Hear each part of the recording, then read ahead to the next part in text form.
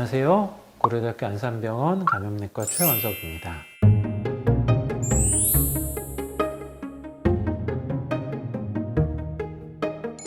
이 시간에는 코로나19 지금 치료제, 백신 이런 게 굉장히 개발이 많이 활발하게 이루어지고 있는데요. 이런 것들이 어떤 것이 있는가, 또 과거에 우리가 기대했던 약물들 이런 것에는 무엇이 있었는가, 앞으로는 어떻게 될까, 이런 이야기들을 잠깐 나눠보도록 하겠습니다. 사실 지금까지도요, 코로나19의 공식적인 표준 치료 방법은 대증적인 요법이 기본입니다. 대증적인 요법이라는 건 환자분들이 경험하시는 증상을 경감시켜주고 나을 수 있도록 도와주는 거죠. 그러면 아무것도 안 하는데 나아요? 라고 질문하시는 분들이 있는데, 예, 그렇게 낫습니다. 대부분의 호흡기 바이러스성 감염병은 자신의 면역력으로 낫는 거죠. 그리고 약물이 있다면 이제 그 낫는 확률을 더 높여주는 거죠. 인플루엔자, 독감은 항바이러스제가 있지 않나요? 다 약을 써서 낫지 않나요? 라고 질문하시는 분도 있는데, 사실 그렇지 않습니다. 인플루엔자도요, 항바이러스제를 꼭 써야 되는 사람은 중증으로 진행할 위험이 있거나 중증인 분들이 해당이 되고요. 그렇지 않은 분들의 경우에는 항바이러스제를 사용하지 않는다고 하더라도 잘 나을 수 있죠. 물론 항바이러스제를 사용하면 증상을 경험하는 기간을 단축시켜주고 증상의 정도를 좀 줄여주니까 그런 면에서 도움이 되기도 합니다. 어쨌거나 여전히 표준적인 치료는 대증적인 요법이 되고요. 그렇지만 중증 환자분들에서 있어서의 치료가 이제 아주 초기 3월, 4월 이때하고는 좀 달라진 것들이 최근에 생겨나고 있다. 이제 이렇게 말씀드릴 수가 있을 것 같습니다. 치료제는요, 이 바이러스가 세포 내로 들어와서 증식을 하고 증식되어서 여러 개가 만들어진 바이러스가 세포 밖으로 빠져나오게 되는데, 그 각각의 단계에 영향을 주는 약물들입니다. 예를 들어서 지금 혈장 치료제, 항체 치료제, 회복기 혈장 치료 이렇게 이야기하는 약물들은요, 그 안에 항체가 들어있는데, 항체가 이 바이러스가 세포하고 결합하는 부위, 거기를 차단하는 항체가 생기는 거죠. 이게 이 약물의 기전이고요. 또 렘데시비르 이런 약물들은 세포 안에서 바이러스가 증식하는 걸 억제시켜 줍니다. 또 스테로이드 이런 건 바이러스가 세포 안으로 들어와서 증식하고 나가면서 막 염증 반응을 일으키게 되는데요. 이걸 차단해 주는 효과를 가지고 있기도 합니다. 이런 각 단계에 맞춰서 약물들이 적용되고 있는 거죠. 초기에 저희가 기대했었던 약물들이 있었습니다. 하이드록시클로로퀸 이런 약물, 말라리아의 치료제로 쓰이는 약물이죠. 미국의 트럼프 대통령이 이거 게임 체인저라고 말하기도 했었던 그 약물인데요. 그런데 안타깝게도 이 약물을 썼을 때 실제 코로나19 환자분들의 예후를 좋게 만든다든가 바이러스가 없어지는 시간을 충분히 줄여준다든가 이런 효과를 보여주지는 못했죠. 게다가 이 약물을 쓴 사람들 중에 일부는 부정맥이 생기는 위험성이 나타난 그런 문제가 생겼고요. 그런 이유 때문에 현재 미국 또 호주 또 여러 국가에서 만드는 치료 지침에는 이 약물을 더 이상 권고하고 있지 않습니다. 또 HIV 감염 환자분들에게 사용했었던 로피나비르, 리토나비르라고 하는 상품명으로는 칼레트라라고 하는 약물도 있었죠. 그런데 이 약물도 마찬가지로 중증의 환자분들을 대상으로 했을 때 실제로 예후를 개선해 주지 못했고, 중국, 영국, 또 WHO 이런 곳에서 했었던 연구들에서 마찬가지로 예후를 개선시켜 주지 못해서 현재는 더 이상 사용하고 있지 않은 상태입니다. 지금 바이러스의 증식을 억제시켜 줄 수 있는 약물 중에 유일하게 현재까지 쓰이고 있는 게 이제 렘데시비르이죠. 렘데시비르는 회복까지에 걸리는 시간을 한 4일 정도 단축시켜주고 통계적으로 유의하지는 않지만 치명률의 정도를 조금 낮춰준다는 게 초기 연구 결과였습니다. 그래서 미국에서 사용이 시작됐었죠. 우리나라에도 공급은 되어서 쓰이고 있는데요. 이 약물은 원래 에볼라 치료제로 개발이 되던 약물이 있다가 이제 그 치료 개발의 방향을 이제 코로나에 맞춰서 바꾼 거죠. 그러니까 이제 그 전에 많이 생산되고 있던 약물이 아니다 보니까 공급하기가 굉장히 어렵고, 그래서 여러 나라들에서 실제로는 아주 중증인 환자분들에게 사용되고 있는 상황입니다. 그런데요, 최근에 WHO, 세계보건기구에서 했었던 솔리더리티 연구라는 게 있었는데, 이 연구에서 굉장히 다양한 치료제의 효과를 평가를 했었거든요. 거기에서 렘데시비르도 평가를 했었는데, 이 렘데시비르가 환자분들의 예후를 개선시켜 주는데 충분하게 효과를 발휘하지 못했다라는 자료가 보고돼서 현재 논란이 좀 되고 있습니다. 다만 지금 여러 가지 연구들이 나와 있는데요. 그 연구들 중에서는 효과가 보이는 것도 있고 그렇지 않은 것들도 있어서 어떤 한 가지 연구가 있으니까 이걸로 결론이 난 거야, 이렇게 말하기는 좀 어렵습니다. 이 연구들이 여러 가지가 쌓이면 그걸 갖고 아마 분석을 하게 될 거고, 우리나라에서도 사용하고 있는 환자분들이 있으니까 분석이 이루어지지 않을까 생각을 합니다. 사실은 지금 이제 효과가 입증돼서, 특히 치명률을 낮춰주는 효과가 입증돼서 사용이 권고되고 있는 유일한 약물은 스테로이드 제제입니다. 사실 초기에 스테로이드 제제가 중국에서 사용이 시작됐을 때는 저거 좀 믿기 어려운데, 이런 이야기를 하시는 분들도 많이 있었습니다. 그런데 그 이후에 영국에서 진행됐었던 리커버리 연구, 이런 연구가 있었는데요. 여기에서 스테로이드 제제를 사용한 사람에 있어서 그렇지 않은 사람에 비해서 치명률이 한 3분의 1 정도 줄더라라는 게 보여준 거죠. 다만 이 치명률의 감소가 모든 환자에서 나타났던 건 아니고요. 특히 중증도가 높은 사람들, 산소 치료를 필요로 했던 사람들에서 그 효과가 나타났습니다. 그러면 초기의 환자들, 경증 환자들은 어떨까요? 이런 환자들한테 썼을 때는 효과가 나타나지 않았습니다. 스테로이드는요, 사실은 이번에 처음 쓰는 약물이 아니고 굉장히 많은 질환에 아주 오랫동안 사용해오던 약물입니다. 면역 체계의 염증 반응을 줄여주는, 그래서 면역 기능을 좀 억제시켜주는 약물이거든요. 이 바이러스가 몸에 들어와서 막 염증을 일으켜주는 걸 좀 억제시켜줘서 중증으로 진행하는 상황을 좀 막아주었던 거죠. 그래서 그런 이유 때문에 오히려 경증의 환자들, 초기의 환자들 또는 병이 없는 환자분들이 이 약을 쓰게 되면 오히려 피해를 볼 수도 있습니다. 면역 기능이 억제가 되니까요.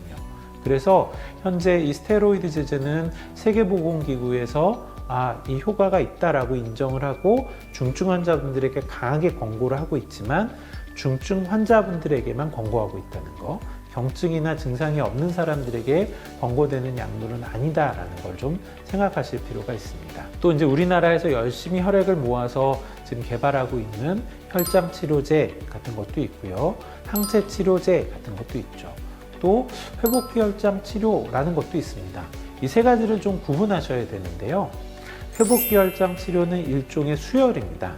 코로나19를 앓고 나서 나은 이후에 환자분한테 헌혈을 받아서 그 혈액 중에서 혈장이라고 하는 항체가 들어있는 그 혈장의 성분만 빼내서 그걸 환자분한테 직접 투여하는 거죠.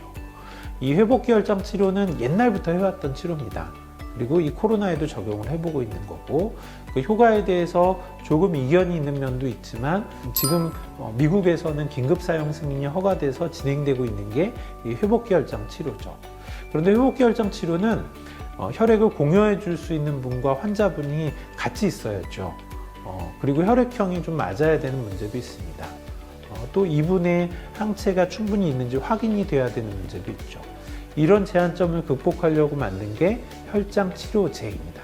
사실은 혈장 치료제라고 부르지만 공식적으로는 고면역 글로불린 제제라고 부르는 게 맞습니다. 그 안에 면역 글로불린이 많이 들어있는 제제다라는 거죠. 그래서 환자분들한테 미리 헌혈을 받고요. 그 혈액 내에서 면역 글로불린만 따로 뽑아서 이걸 농축시켜 놓은 제제를 말합니다. 그래서 환자분들이 많이 공유하는 데 참여해 주셔서 지금 임상연구 이상이 진행이 되고 있고요. 최근에는 중증 환자분들에게도 사용될 수 있게 허가가 좀 풀리기도 했습니다. 항체 치료제는 뭐냐면요. 다양한 항체가 이제 바이러스에 대해서 생겨나게 되는데, 그 중에서 이 바이러스를 중화시킬 수 있는 특정 항체를 뽑아내서 그걸 인위적으로 막 많이 만들어 놓은 것을 말합니다. 항체 치료제는 장점이 헌혈을 받지 않아도 생산을 할 수가 있거든요. 그런 면에 있어서 장점이 있죠. 다만 항체 치료제도 임상 연구의 단계를 거쳐서 효과와 안전성을 입증해야만 쓸 수 있으니까 지금 연구가 열심히 진행되고 있는 상황이라고 생각하시면 됩니다. 그래서 현재 미국이나 호주나 유럽이나 다양한 국가에서 코로나19에 대한 치료 지침을 만드는데요. 공통적으로 이야기하고 있는 건 중증 환자에 대해서 스테로이드의 사용, 그 다음에 렘데시비르의 투여가 가능한 경우에 투여, 그리고 나머지 약물들에 대해서는 사실은 일반적인 사용을 권고하고 있지는 않고 필요에 따라서 연구해 볼 수 있다 정도로만 이야기하고 있는 상황이다라고 이해하시면 될 것 같습니다. 다음은 백신인데요. 백신은 사실은 치료제보다 훨씬 개발이 어렵죠. 아예 처음부터 만들어야 하는 것이고, 이전에 코로나 바이러스 자체에 대해서 백신이 만들어졌던 적이 없거든요. 또 단기간에 아주 많은 사람에게 사용을 해야 하고 병이 없는 건강한 사람들에게 써야 되니까 안전성이나 유효성에 대한 확인도 아주 중요한 약물이 됩니다. 다행히 현재 연구에 진입되어 있는 백신이 종류가 굉장히 많습니다. 이미 연구 단계에 있는 게 한 100개에서 200개 정도가 넘어가고 있고요. 임상 연구 단계에 진입한 것만 하더라도 몇십여 가지. 그 중에서 3상, 그러니까 허가 바로 전 단계의 임상 연구에 진입한 약물도 5가지, 6가지 이상은 지금 넘어서고 있습니다. 대개 3상 단계에 진입한 약물이 성공할 확률이 한 70% 정도로 보거든요. 그러니까 아마도 성공하는 백신이 나오지 않을까 생각을 합니다. 근데 문제는 지금 만들어지고 있는 백신이 이제 과거에 우리가 썼었던 제조의 형태를 그대로 유지하고 있는 것도 있지만 대부분은 새로운 형태로 만들어지고 있다는 거죠. 새로운 형태로 만들어지고 있다는 건 그만큼 사람에서 썼던 경험이 많지 않기 때문에 이게 오랜 시간이 지나면서 괜찮을지에 대한 부분, 이런 부분에 대한 우려가 있습니다. 그래서 백신 접종의 효과와 안전성을 평가하기 위한 연구를 할 때 아주 많은 수, 그래서 적어도 3만 명 이상의 사람을 대상으로 연구를 하고 또 그 안전성에 대한 확인도 적어도 몇 개월 이상을 추적 관찰을 해야 된다라고 현재 권고하고 있는 상태입니다. 또 한 가지 저희가 생각해야 될 건 코로나19 백신이 개발되었을 때 그러면 우리는 아무것도 안 해도 이제 괜찮아질까? 그러기는 어려울 가능성이 있다라는 겁니다. 코로나19 백신이 만들어지면 이 정도 효과와 안전성이 있으면 좋겠어 라고 세계보건기구에서 제시해준 TPP, Target Product Profile이라는 게 있습니다. 여기에서 보면 최소한 이 정도는 해야 돼 라고 말하는 기준이요. 한 50% 정도의 예방 효과는 가져야 하고 지속되는 기간이 6개월은 넘어야겠다 이거요. 이 정도면 괜찮을 것 같아 라고 말하는 기준이 한 70% 이상의 예방 효과를 가지고 이제 1년 이상 정도 효과가 유지되는 것을 이야기하고 있습니다. 그러니까 맞으면 95% 이상, 100% 이상 안 걸리는 또는 한 번 맞으면 평생 면역력을 갖는 그런 백신의 형태가 아닌 거죠. 그런 이유 때문에 백신이 등장하더라도 전체 유행의 규모를 줄일 수는 있지만 실제로 마스크 착용이나 일정 수준의 거리두기가 여전히 필요할 가능성이 높다라는 이야기를 하는 사람들이 많이 있습니다. 또 한 가지는 앞서서 말씀드렸던 것처럼 안전성의 이슈죠. 지금 임상 연구가 진행되면서 중간에 중단되었던 몇 번의 사례들이 뉴스로 알려지기도 했었는데요. 어떤 약이든 백신이든 개발 단계의 안전성의 확인이 중요하고 그런 이슈가 등장하게 되면 일단 멈추고 문제가 없는지 계속 지속해도 되는지 확인하는 작업을 밟습니다.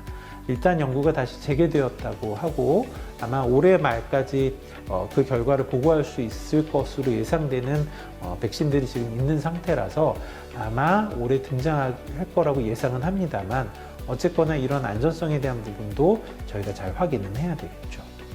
또 한 가지는 백신이 이제 허가가 돼서 나오면 우리가 모두 사용할 수 있을까? 이 부분입니다. 나중에는 다 쓸 수 있는 기회를 가질 수 있게 될 거라고 기대는 하는데요. 적어도 백신이 개발된 초기는 그러기 어려울 겁니다. 성공한 회사 여러 곳이 있다고 하더라도 생산할 수 있는 양의 한계가 있기 때문에 또 여러 국가에 주어야 하기 때문에 아마 각 국가마다 처음에 접종이 시작되는 양은 많지 않을 거다라는 거죠.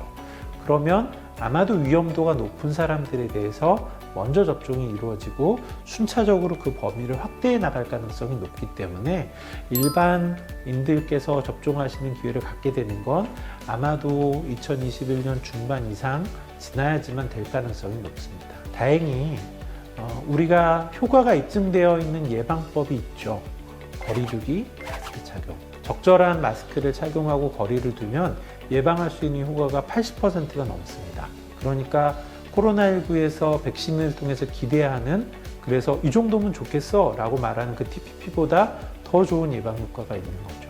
그래서 언젠가는 백신이 등장하고 약물이 등장해서 우리가 이 코로나의 공포와 걱정으로부터 좀 빨리 좀 벗어났으면 하는 마음이 있지만, 그 전이라도 우리가 알고 있는 사회적 거리두기, 마스크 착용 이런 것들을 잘 지키시면 이 바이러스를 예방하는데 그만큼 효과를 발휘할 수 있다라는 것, 이런 부분도 좀 꼭 기억해 주셨으면 좋겠습니다.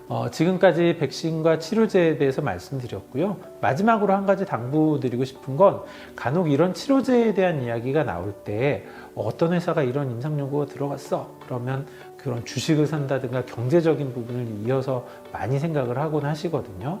저는 그렇게 바로 이어서 생각하는 건 좀 권해드리고 싶지는 않습니다. 실제로 임상연구에 진입해서 단계가 잘 진행되고 성공될 때까지는 굉장히 많은 시간이 필요하고, 실제로 성공하는 율이 아주 높은 것도 아니거든요. 많은 사람들이 노력을 하고 있지만 그게 모두 성공으로 이어지는 것은 아니기 때문에 이런 걸 좀 잘못 해석하셔서 잘못된 경제적인 부분으로 이어가는 일은 없으셨으면 하는 바람이 있습니다. 네, 이것으로 현재 코로나19에 대한 치료제와 백신의 개발 현황에 대해서 말씀을 드렸습니다. 감사합니다.